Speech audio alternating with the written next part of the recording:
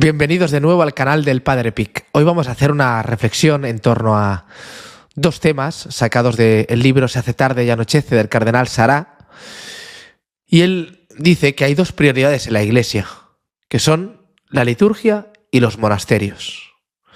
Y dice el cardenal Sará, que fue prefecto para la Congregación del Culto Divino y Disciplina de los Sacramentos, es decir, que fue jefe en todo el tema de la liturgia, por tanto, un hombre que sabe y que tiene autoridad para hablar de estas cosas porque sabe perfectamente lo que está pasando en el orden litúrgico en la Iglesia, pues decía pues que estos dos ámbitos son esenciales, son fundamentales para restaurar la fe, una fe verdadera en un tiempo pues, donde hay tanta división y tanta discordia, donde hay un poco como en la Torre de Babel, ¿no? Pues cada uno pues va a la suya, hay tanta confusión, tantos lenguajes tan distintos en lo que debería ser una única iglesia que hablase un único lenguaje.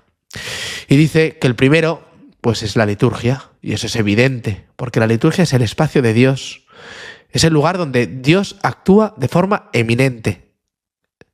Es la acción divina la que tiene lugar, ¿no? La acción de Dios de una forma absoluta y total, con nuestra colaboración, pero es acción divina. Y por tanto es Cristo el que hace y el que actúa en la liturgia. El sacerdote, decimos en la misa, que actúa en la persona de Cristo. Es el mismo Cristo, ipse Christus, es el mismo. Simplemente Cristo toma la humanidad del sacerdote para él mismo actuar. Por eso, por ejemplo, en la consagración dice, tomad y comed, esto es mi cuerpo. ¿No? ¿El cuerpo de quién?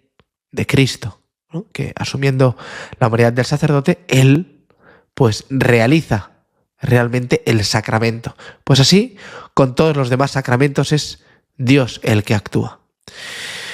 Sin embargo, y precisamente por tomar conciencia de que estamos en un lugar eminente de la acción divina, se debe procurar que todo lo que ocurre allí hable de Dios, tanto en el contenido como en las formas. Es el espacio divino, donde no hay manoseo humano, y donde es imposible zafarse de Dios. Se entra en un ambiente que no dominas, donde no cabe el dominio humano. Y por eso dice Benedicto XVI que la verdadera renovación de la liturgia es una condición fundamental para la renovación de la Iglesia, y que la existencia de la Iglesia vive de la correcta celebración de la liturgia. La causa más profunda de la crisis que ha derruido la Iglesia reside en el oscurecimiento de la prioridad de Dios en la liturgia.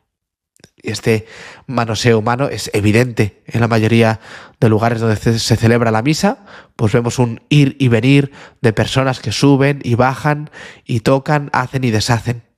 Pues un continuo, ¿no? Ahora que suban los niños, ahora que bajen, ahora nos damos las manos, ahora que suba uno a leer, ahora otro las peticiones, ahora uno se mueve de aquí a allá.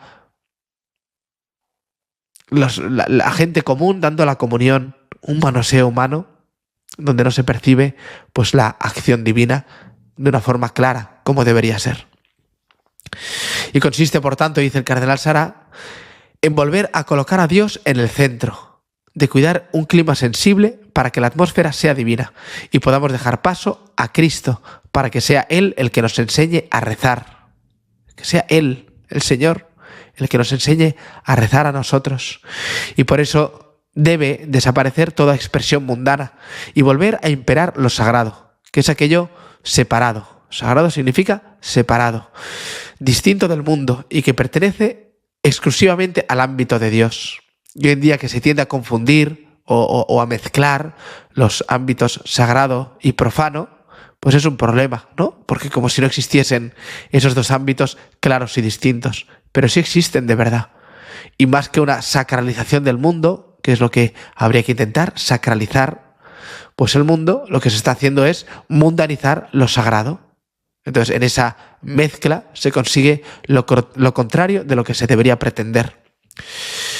Y deben desaparecer nuestros gustos, esto me parece fundamental, para que aparezca el gusto de Dios, para que se pueda transmitir a través de la expresión litúrgica algo propio de Dios, y no lo que a mí íntimamente me gusta, sino que lo que es más adecuado, más propio y apropiado de lo sagrado, del ámbito divino. y se ha desacralizado la misa, se han transformado las celebraciones en un espectáculo folclórico, en un evento social, en un entretenimiento o un diálogo insípido entre el sacerdote y la asamblea cristiana. Y esto podemos hacer experiencia, pues cada uno de nosotros cuando vamos a misa. Vemos pues precisamente eso, ¿no? Unas respuestas muchas veces vacías, porque veremos lo que significa realmente la actuación, podemos decirlo, la participación activa de los cristianos en la misa, ahora un poquito más adelante. Nos hemos colocado en medio y con medida de las cosas, en vez de colocar a Jesucristo en el centro y medirnos por él. Esto es el giro de lo teocéntrico a lo antropocéntrico, especialmente en la edad moderna, con el humanismo y con el protestantismo. Hay un gran giro pues del hombre, que en vez de volverse hacia Dios y poner a Dios en el centro, pues empieza a poner el hombre, a la persona humana, en el centro de absolutamente todo, ¿no? Y empieza a relegarse a Dios a un segundo plano. Y después se cae pues en ese subjetivismo, en ese intimismo con Dios, que prescinde de que Dios sea el centro de todo y de todos. Jesucristo, Rey del universo, Rey de todas las cosas. Ese es el sentido pues también de esa fiesta, que debe Cristo reinar no solo en los corazones, sino también en la sociedad, en las familias, en todos los ámbitos de la vida. Pero cuando se empieza a retirar a Dios y se pone el hombre en el centro, pues Dios queda como una cosa exclusiva pues de cada uno, donde cada uno debe y puede escoger. Por lo tanto, aquí vemos las consecuencias también prácticas de haber pues relegado a Dios a un segundo plano. Y no se perciben generalmente en nuestras celebraciones el misterio ni la acción divina, porque aparecen muchísimos elementos humanos. Y es una mala comprensión de la participación activa en la misa que ha provocado tantos desmanes. Y así, en vez de hacer una experiencia de Dios, lo que hacemos es generar una serie de acciones humanas que sean provocadoras de sensaciones según el gusto de cada uno y que provoquen, ¿no?, en otros el disgusto, según nuestro propio juicio. Es decir, hay cosas que a unos les gustan, a otros no les gustan, y las cosas se hacen según el gusto de cada uno. Entonces, ¿qué es lo más apropiado? Pues lo que le guste más a la gente. Pero siempre habrá gente a la que le disguste. Entonces, ese no es el criterio, ¿no? Precisamente el criterio tiene que ser algo más elevado que eso. Tiene que estar muy por encima de los gustos. Tiene que ser lo adecuado, lo que sea propio de lo divino, lo que sea propio de la sacralidad, de la eternidad. Esos son los criterios según los que hay que juzgar pues los elementos de la liturgia. Y esto es un error grande, el caer en esta forma de pensar, ¿no? Y en la liturgia no vamos a buscarnos a nosotros mismos, sino que vamos a unirnos a la acción de Cristo que reza al Padre. Y debemos aprender ese lenguaje, esa oración, la que Cristo hace, no la que nosotros fabricamos para provocar un gustirriquitín en las personas, sino cómo es la oración de Cristo, cómo asemejarnos más a ella, cómo acercarnos más a la manera de orar de Cristo. Esa es la gran pregunta. Y ante la tentación de comprender la participación activa de la misa, que en realidad no es un hacer cosas en la misa, sino una penetración cada vez más profunda en el misterio que acontece, una unión cada vez más grande de mi querer con el querer de Dios. Ante esta tentación está la imagen de la Virgen María y de San Juan en el Gólgota. Y aquí decir precisamente que la acción de la misa que acontece se prepara también antes de la misa, con la propia vida. Hay una preparación de la misa, podríamos decir, remota, que en el fondo es con todo lo que hacemos en nuestra vida. Cómo nos comportamos, cómo es nuestra fe en general, nuestra esperanza, nuestra caridad, cuáles son nuestras virtudes. ¿Vivimos realmente nuestro día a día de cara a Dios? De manera que cuando nos aproximamos a la misa le ofrecemos realmente toda nuestra vida porque ella ya está entregada a Dios de alguna manera, y por lo tanto en la misa donde Cristo entrega su vida al Padre y nos invita a nosotros también a entregar la nuestra, ¿puede nuestra vida realmente ser asociada a la vida de Cristo? Esa es la gran pregunta y esa es la actividad que el hombre debe hacer en la misa, ¿no? Preparar, disponer ese corazón que ya está trabajado de antemano también para ponerlo en manos de Cristo y que nuestra vida sea también con la suya ofrecida al Padre. Eso es la participación activa, además después de responder a las cosas de la misa, pero entonces será una respuesta ya no solo de palabra, sino una verdadera respuesta también interior, donde las cosas que respondemos irán acordes también a nuestro sentir, porque ya en nuestra vida estamos viviendo conforme a esas respuestas de la misa. Y la Virgen y San Juan no estaban pensando en hacer algo en el momento de la cruz. ¿Qué hacemos, no? ¿Qué hacemos? ¿Qué cosa? ¿No? ¿Cómo bajamos a Cristo de la cruz? ¿O matamos a algún romano? ¿Qué hacemos? Pues estaban allí dejándose impregnar, dejándose empapar y forjar por el misterio de la cruz. Y nosotros deberíamos entrar en ese diálogo amoroso con Cristo a los pies de la cruz.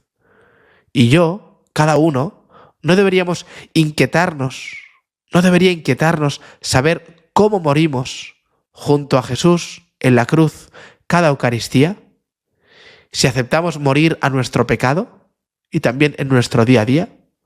Por eso decía, ¿no?, que si realmente morimos a nosotros mismos durante el día, si morimos a nuestro pecado durante el día, después podremos ofrecernos juntamente con el Señor en la misa.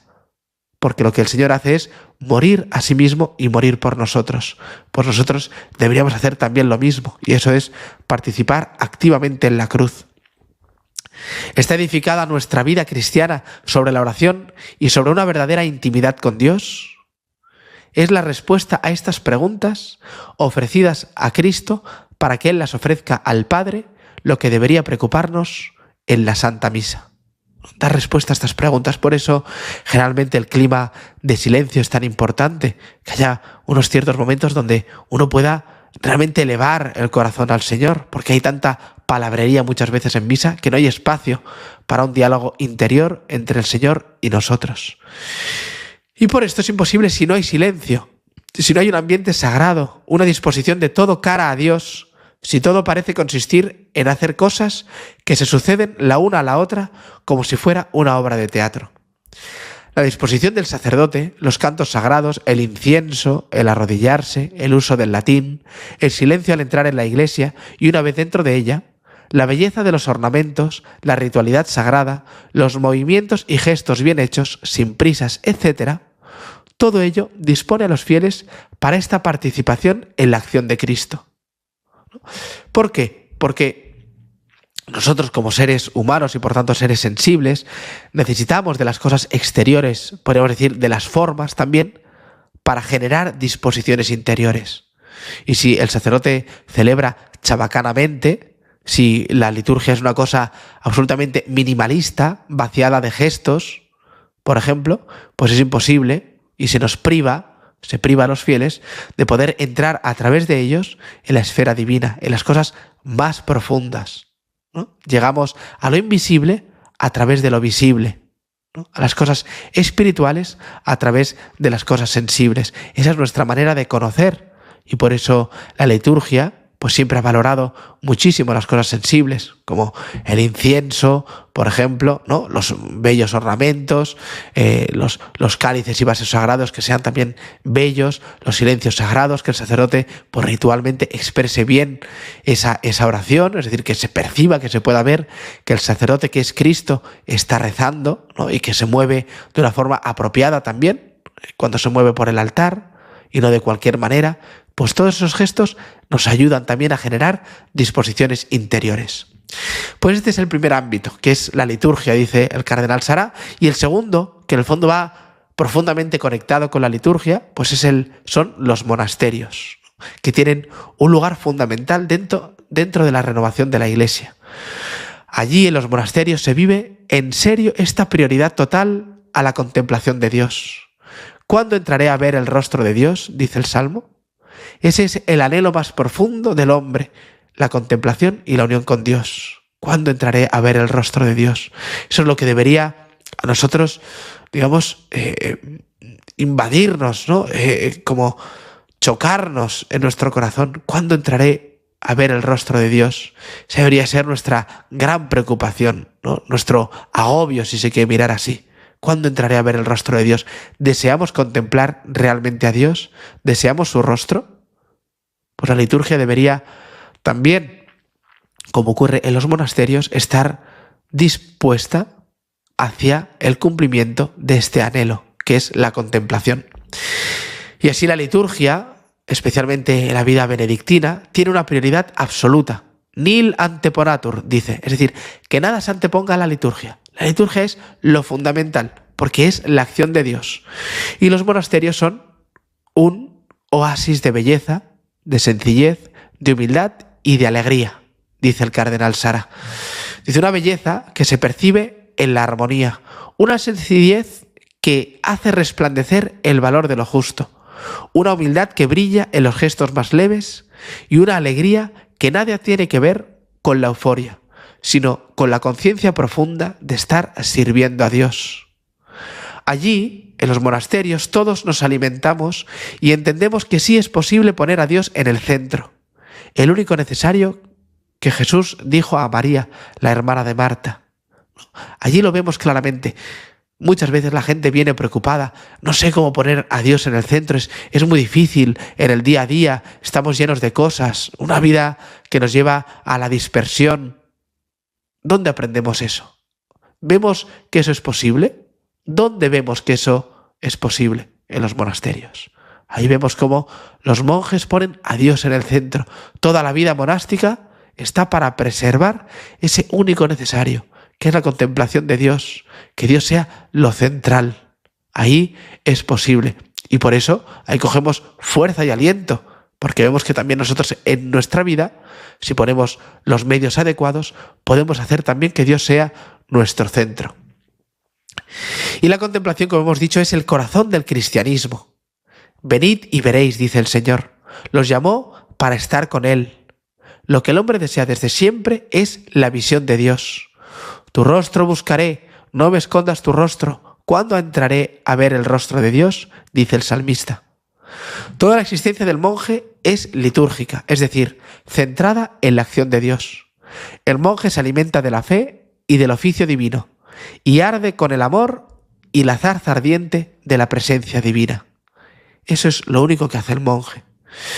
Los monasterios son, me gusta mucho esta expresión, la escuela del servicio divino.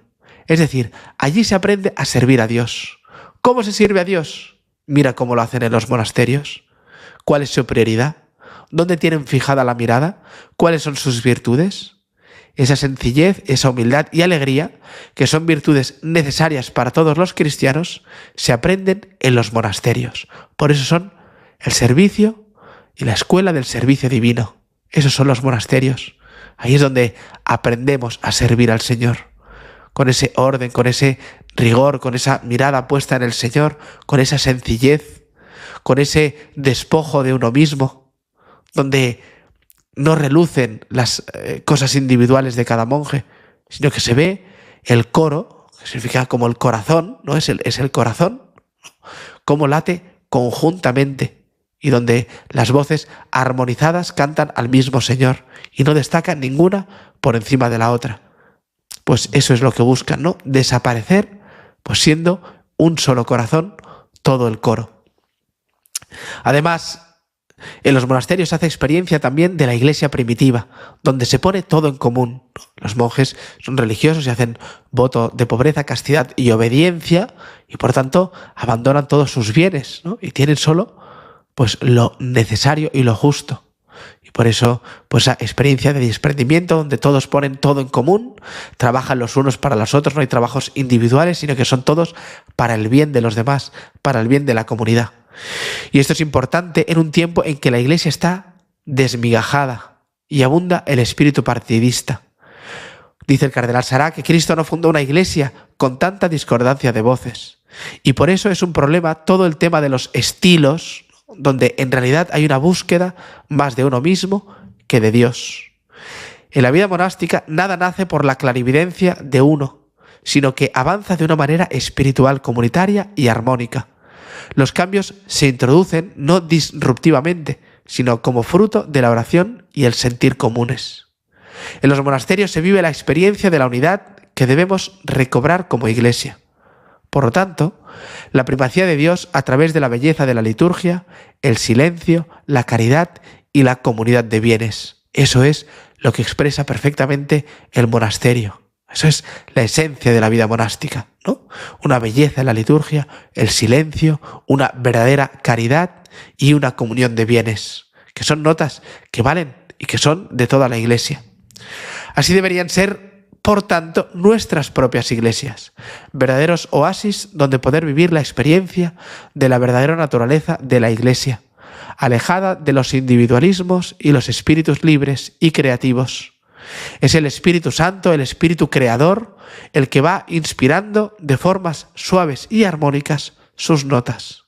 Es el Espíritu Santo al que muchas veces no se invoca, pero en el fondo para que uno pues crea que es un ser especial y deba dar la nota él por encima de todos los demás. Es que el Espíritu Santo me ha dicho, el Espíritu Santo me inspira a mí, y entonces lo impone a todo el mundo. A todo el mundo, es que me ha inspirado esta canción tan bonita y ahora os la tragáis todos. Eso no es el espíritu que la Iglesia ha propuesto jamás, sino justamente comunitariamente, armónicamente. Por eso el canto gregoriano, por ejemplo, ¿no? Pues no ha nacido, digamos, de espíritus libres, como ahora veremos. Y esto es fácil de comprender cuando, por ejemplo, de repente aparece en la liturgia un grupo de música que viene a tocar sus cosas, ¿no? Viene y de repente aparece, venimos a proponer, ¿no? A tocar lo que nosotros hemos creado, ¿no? ¿Y por qué? ¿Y de dónde vienen? ¿No? ¿Por qué tocan esa música y la imponen a todos? ¿Quién ha compuesto eso? ¿No? ¿Por qué? Por ello la Iglesia ha tenido siempre documentos sobre la música y en general sobre lo que es apropiado o no en la Iglesia y en la liturgia. Y deberíamos dejarnos inspirar por ellos, ¿no? Intentar cumplir lo que esos documentos nos piden. Y cuando no se hace caso de estas cosas, comienzan a sembrarse los espíritus libres que provocan la división. La humildad es lo que nos hace acogernos a lo que la Iglesia dispone y considera apropiado para el culto divino. Y allí descansaremos, porque buscamos el agrado de Dios y no el propio. Se ha instaurado un individualismo y un subjetivismo enormes en la liturgia y en general en la vida de la Iglesia. Y esto, pues por ejemplo, uno se da cuenta cuando me ha pasado además, pues en estas últimas semanas, que uno de repente está pues en la iglesia, en adoración, en silencio, y de repente entra una persona y coge una guitarra y se pone a tocar. Él solo, a tocar y a cantar. Pero a ver, si la gente está rezando, ¿por qué uno se tiene que poner a cantar sus propias cancioncitas y a dar la murga a los demás? ¿No? Si preguntan, bueno, ¿no os importa que toque? ¿Y qué le vas a decir? Pues no toques. No, pues en el fondo, pues evidentemente hay que decirle y explicarle bien, pues oye, no, estamos en silencio, estamos rezando, cada uno pues está llevando su oración. Otra cosa es que se haga una oración comunitaria, ¿no? En un momento determinado. Pero si estamos rezando en silencio, pues que uno, es que a mí me gusta, es que me ayuda. Bueno, pues si te ayuda, toca en tu habitación, en tu casa, pero no en la iglesia, cuando hay más gente rezando, ¿no? Y ahora de repente, en cualquier momento, asaltar a los demás en su silencio para tocar por la guitarrita y tocar las propias canciones, ¿no? Pues eso, por ejemplo, es un ejemplo de lo que quizá pues está pasando un poquito en este tiempo, ¿no? Y es en la eclesialidad, dice Benedicto XVI, donde se hace una experiencia de Dios más elevada que las que se alcanza a través de la reflexión. En ella realmente tocamos el corazón de Dios. Y es verdad, ¿no? Porque cuando uno reza, pues también comunitariamente, pero reza adecuadamente, pues hay una verdadera experiencia comunitaria, pues de rezo conjunto, en esa armonía de voces, ¿no? Que cantan juntas al Señor aquello que es adecuado para Él. Pues en esa experiencia es más profunda muchas veces que la reflexión, ¿no? Porque toca, dice Benedicto XVI, el corazón de Dios, ¿no? Por lo tanto, que sea el mismo Cristo quien nos enseñe a rezar como lo pidieron los apóstoles. Le dijeron, Jesús, enséñanos a rezar. La liturgia es ese lugar donde Cristo reza por nosotros y nosotros aprendemos de Él entrando en su misterio.